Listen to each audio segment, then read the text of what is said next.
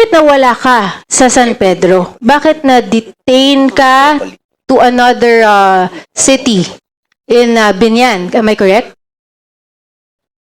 Your Honor, ano po, hindi ko po alam. Kasi po nung after po kasi noon, nalipat po kami ng PAC base. Yun po, nalipat po kami ng Pasita. After po nung December 27 po, hindi ko po alam may lumabas po na order. Ano po, napalipat po ako ng Binyan.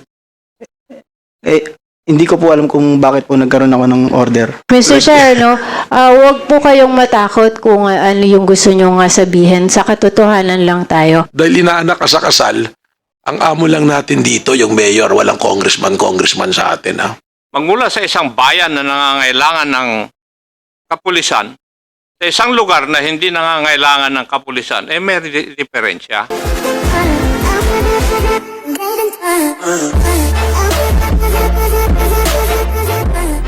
Sige, Congressman na. With indulgence sa Congressman na ako muna.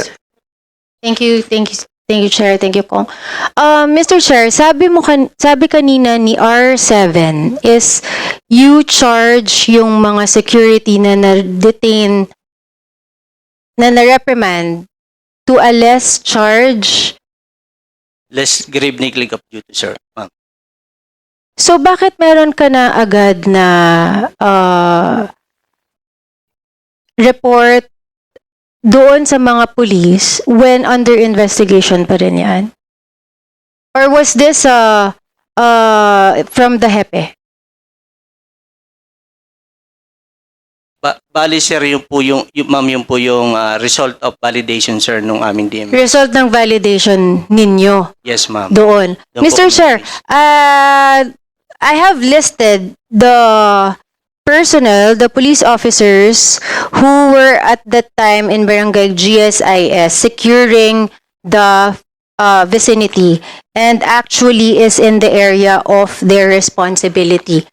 So, Mr. Chair, may we call on the policemen who are actually in that vicinity? I think they are present right now. What are the names of those police officers? PSSG Dave Kiambao and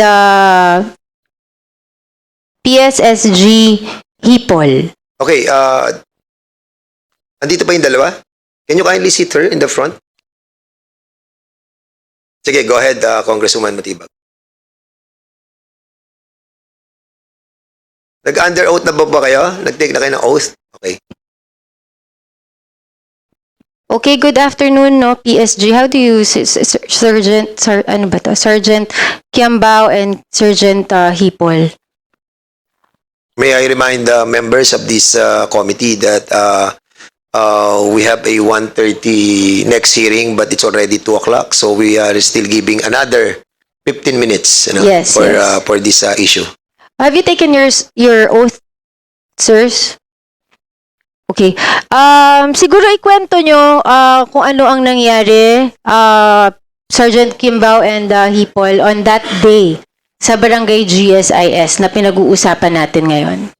Good afternoon po, Your Honor. Ang nangyari po doon ma'am, nung November 26, 2023, AOR po namin yun, Area of Responsibility. Nagkakandak po kami daily ng police visibility, police assistance, establishment vegetation. Nung araw na yon, sakay po kami ng mobile namin. Punta kami ng Barangay GSIS na nasakupan namin. Nakita po pesta po ng 40th Christ the King. Nakita po namin nung nagpapatrolya kami na may traffic po. Ngayon ang ginawa po namin, bumaba po kami sa mobile namin at nag-conduct po kami ng traffic para maibsan po. At namataan po namin na nandun si Congresswoman Ann Matibag at ang kanyang asawa na si Atty. Matibag. At yun lang po ang aming ginawa po. Ano lang po kami ng traffic po. Nag-assist lang po para lumuwag po. Yun lang po, Your Honor. Okay. Mr. Chair, bakit nung after how many minutes, bigla kayong nawala? Doon sa Barangay GSIS during that festivity? Ma'am, pumunta naman po kami sa ibang nasakupan namin na area po, ma'am, na barangay.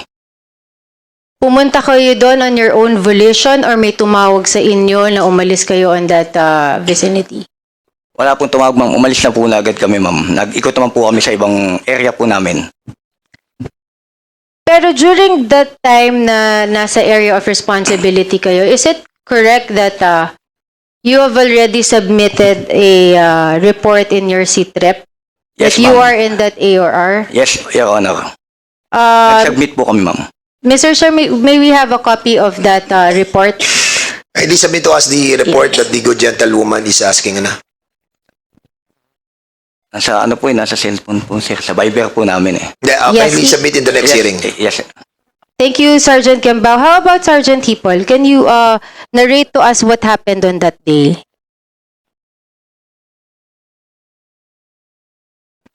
Good afternoon po, Your Honor. Before you proceed, the chair would like to acknowledge the presence of my co-chair in the next issue, Chairman Bienvenido Abante. Yun po, Your Honor. Nung November 26 po, abang nagpapatrolling po kami, ayun po, sa barangay na nasasakupan po namin, may nakita po kaming maraming tao. Ngayon po, nung nakita po namin na maraming tao, nagsuggest po kaming tatlo nila Sir Kalugdan at saka ni Sir Cambao na bumaba para ayusin yung traffic. Nakita din po namin, ginawa po namin, nag-C-trip po kami para po maiba to sa Viber po namin. Ngayon po, namataan po namin, nandun po si Attorney Melvin Matibag tsaka si Congresswoman Ann Matibag. Ngayon po, wala naman po kaming pakay na kahit ano po. Kaya po nag-C-trip po kami at binato po namin sa Viber po namin. After po nung na medyo naibsa na po yung traffic, ayun po, continuous po kami ng patrolling namin sa tatlong barangay. Yung barangay San Antonio, barangay Sampaguita, tsaka barangay GSIS. After po nun, ayun po yung nangyari sa nung araw na yun. Nung nag-report kayo ng CTREP, Mr. Chair, ano ang nauna? Yung pag-report niyo ng CTREP or yung moment na nakita niyo kami na nandun sa vicinity, Mr. Chair? Your Honor, nauna po yung C-trip po namin bago po yung nakita po namin kayo. Kasi naibato na po namin yung po namin activity po.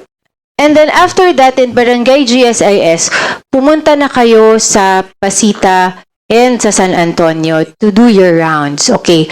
So, Mr. Chair, ngayon, bakit nawala ka sa San Pedro? Bakit na-detain ka to another city in Binyan? Am I correct? Your Honor, ano po, hindi ko po alam. Kasi po nung after po kasi nun, nalipat po kami ng PAC base. Yun po, nalipat po kami ng Pasita. After po nung December 27 po, hindi ko po alam, may lumabas po na order. Napalipat po ako ng Binyan. Hindi ko po alam kung bakit po nagkaroon ako ng order. Hindi kaya na-reprimand ka ni Hepe? Hindi ko po alam, Your Honor. Dahil sa... Hindi, Mr. Chair, huwag po kayong matakot kung ano yung gusto nyo nga sabihin. Sa katotohanan lang tayo. Mr. Chair, I know Sergeant Hipol here has affidavit of what really happened. So, may we ask for that affidavit? Yung ginawa po natin. Your Honor, nasa cellphone po namin. Yung affidavit po namin na ginawa, ayun din po yung pinasa po namin nung that time nung pinasa po namin sa S7 po. Sa Okay, R7 yung affidavit. May pinasa kayo sa R7 affidavit? R7? Will you confirm that S7 po. Ha? Sa S7, that time po S7 po. Did At they saka submit R7. their affidavit? Opo. Will you confirm? Meron? Yes, Okay. Your Honor po, sa R7 at saka sa S7 po, nag-conduct sila ng investigation. Please submit to us your para makita po namin. Na. Congressman Chair. Busita, with the indulgence of Congresswoman Matibag, will you allow the good gentleman? Congressman Busita, you are allowed. You are recognized. Mr. Chair, quick query lang and interpellation for Patrolman Hipol and Yambaw. Mr. Chair, Patrolman Hipol, clarify ko lang, from San Pedro Police Station, na-transfer kayo to Binyan City Police Station, tama? Yes po, Your Honor. Mr. Chair, pwede po bang pag-submitin natin ang explanation ng Chief of Police? I think, no, Provincial Director of Laguna PPO. Bakit po na-transfer si Patrolman Hipol and Patrolman Kiambao?